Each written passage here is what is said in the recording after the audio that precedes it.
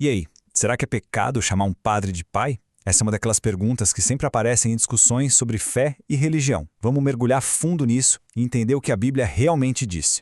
Para a gente entender essa questão a fundo, vamos seguir um caminho bem lógico. Primeiro, a gente olha o versículo que causa toda a polêmica. Depois, o contexto, que é super importante. Vamos falar sobre o estilo de linguagem de Jesus, testar uma leitura literal e ver o que mais a Bíblia diz sobre isso. No final, a gente junta tudo e descobre o verdadeiro significado. Então, vamos direto ao ponto, né? O versículo que está no centro de toda essa discussão. Pois é, lendo assim de forma isolada, parece bem claro, né? Uma proibição direta, sem margem para dúvida. É esse texto que muita gente usa para dizer que é errado chamar um sacerdote de pai. Mas aqui está o pulo do gato. Um texto fora de contexto é pretexto para qualquer coisa. A gente precisa entender para quem Jesus estava falando e, mais importante, por quê. É isso que vai começar a clarear as coisas. O fato é que o capítulo inteiro de onde esse versículo foi tirado, Mateus 23, é uma bronca daquelas. Jesus está fazendo uma crítica duríssima aos líderes religiosos da época, os escribas e os fariseus. Então, o alvo da crítica não era a palavra pai, era a atitude. Jesus estava condenando a hipocrisia, a vaidade daquela elite. Eles adoravam ser tratados com pompa, amavam os títulos de honra e agiam como se a autoridade religiosa fosse deles, e não de Deus. E para deixar essa crítica bem forte, bem impactante, Jesus usou um recurso de linguagem muito comum nos seus ensinamentos. Aqui a gente precisa se perguntar, será que tudo que Jesus falou era para ser levado ao pé da letra, palavra por palavra? Ou será que ele usava figuras de linguagem para ensinar? E esse recurso se chama hipérbole. É basicamente um exagero de propósito. Sabe quando a gente fala, estou morrendo de fome? Ninguém acha que a pessoa vai morrer de verdade. É um jeito de enfatizar uma ideia. Jesus fazia muito isso.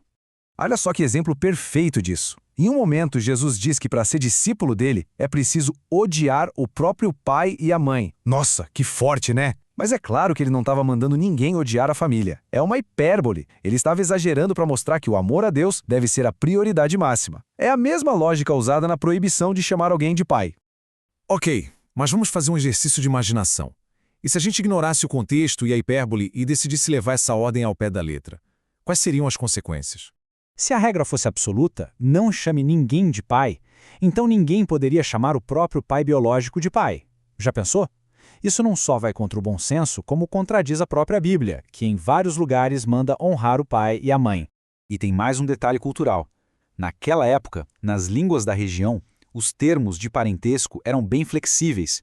Irmão, por exemplo, podia ser primo, tio, um parente qualquer. Ló, que era sobrinho de Abraão, é chamado de irmão dele. Isso mostra que o uso dessas palavras não era tão rígido como o nosso hoje. Certo?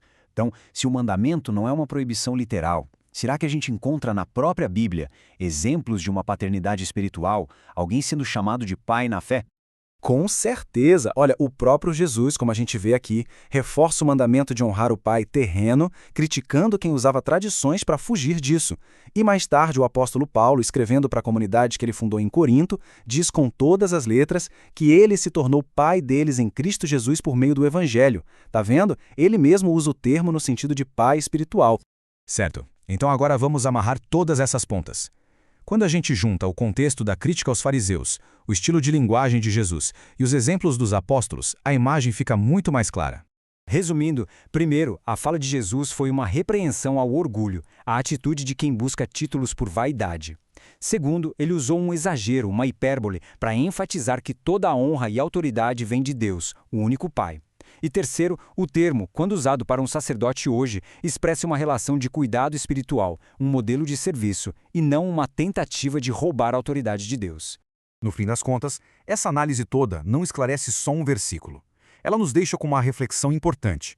Quantas outras passagens da Bíblia poderiam ser vistas de um jeito totalmente novo se a gente parasse para ler com mais atenção ao contexto e ao estilo literário da época?